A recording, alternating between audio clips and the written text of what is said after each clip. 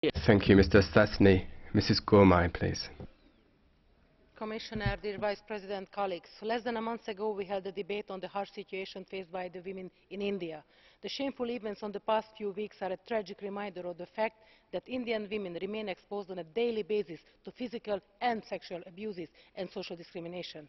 The rape and murder of this young student that drew widespread public outrage is therefore only the tip of the iceberg.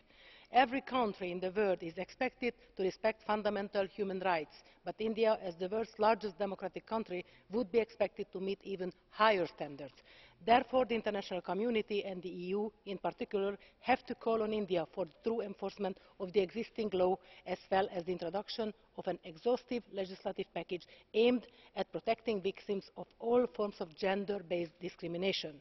This requires a genuine political will, not only from the central government, but also from local authorities and private companies. Otherwise, the situation of the thousands of women who suffer without making the headlines will remain unchanged. Thank you.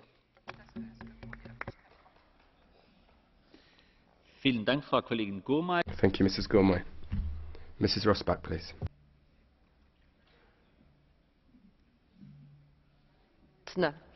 Jeg vil tale dansk.